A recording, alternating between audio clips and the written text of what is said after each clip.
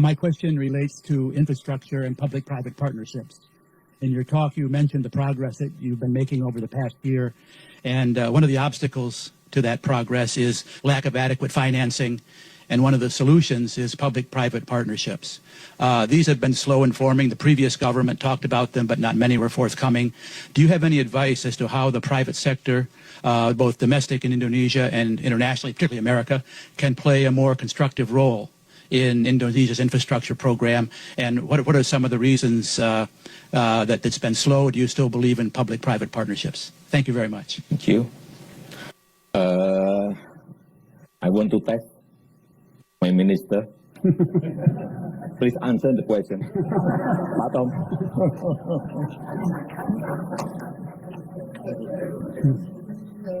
But don't speak longer than my speech.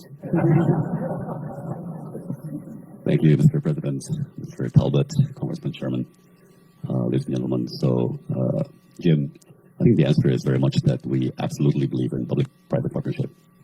I think, as the President pointed out, it's only been 1 year. And as many of you know, it's been a very busy year, very eventful, admittedly, sometimes a bit bumpy, but absolutely.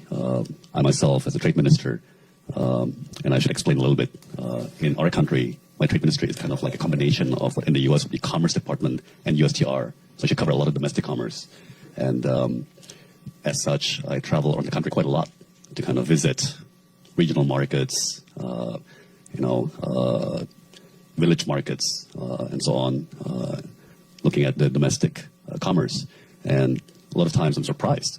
I run into a reservoir that's under construction, or I run into a power plant, like even a micro one. And the point I'm getting to is basically that I was personally quite surprised, pleasantly surprised by the progress being made on the infrastructure program. It's probably something that we're not conveying much or sufficiently, but really I was quite surprised. I think the reservoirs in particular, there's 16 under construction right now, 65 in total in President Jokowi's program, and just one got switched on a couple of weeks ago in Jati Gede is going to irrigate 90,000 hectares of rice paddy. And as many of you might be aware, without irrigation, rice paddy can only be harvested once a year. With irrigation, it can be harvested twice a year, right? So, another one in West Java also, like the Jati Gede, was under construction from Korean contractors.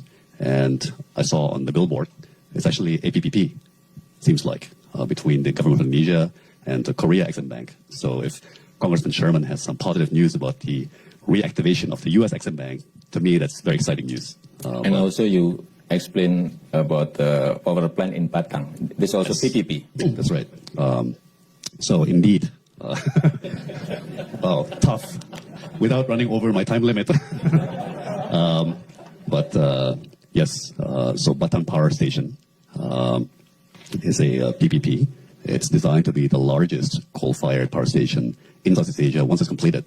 And some of the principals are actually here with us. So perhaps after the event, you can discuss with them. But again, it was a project that was stuck for many, many years. And once again, President Jokowi's specialty, things which people say are impossible, like he just gets in there, hands-on, into the field, and lo and behold, it can be done.